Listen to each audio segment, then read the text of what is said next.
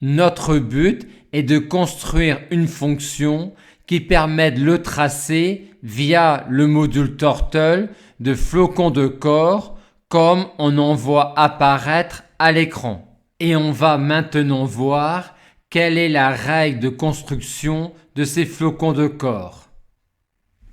Pour comprendre ce qu'est une fractale, prenons l'exemple du flocon de corps. On part d'un triangle équilatéral, c'est-à-dire aux 3 côtés identiques. Ce triangle est donc constitué de 3 segments de droite. Sur chaque segment de droite, on enlève le tiers central que l'on remplace par un triangle équilatéral sans le côté correspondant au morceau de droite que l'on vient d'enlever. On obtient ainsi une étoile à 6 branches. Puis on répète l'opération avec chacun des 12 segments de l'étoile. On obtient quelque chose qui commence à ressembler à un flocon de neige. Puis l'on recommence et ainsi de suite. Le flocon de corps est ce qu'on obtient quand on a répété l'opération un nombre infini de fois. On a ici le flocon de corps de niveau 1 et de base L. Ici, le flocon de corps de niveau 2 et de base L. Ici, le flocon de corps de niveau 3 et de base L.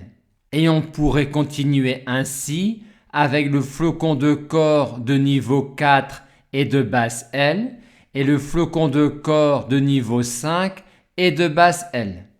On remarque que pour chaque flocon de corps, quel que soit son niveau, on retrouve la même ligne géométrique entre 2 sommets du triangle équilatéral de base.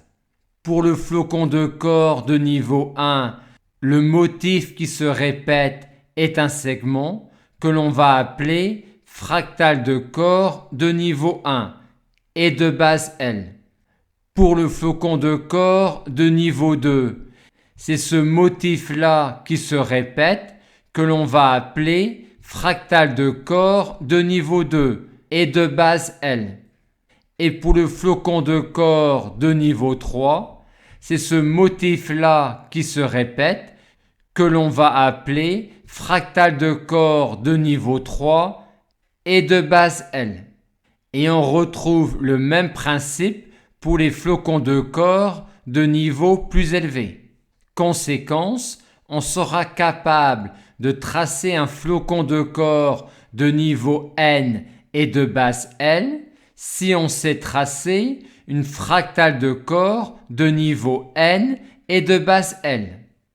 Aussi, quand on aura réussi à programmer la fonction fractale corps rec, qui effectuera le tracé d'une fractale de corps de niveau donné et de base donnée, il sera alors très facile de construire la fonction flocon corps qui effectuera le tracé d'un flocon de corps de niveau donné et de base donnée.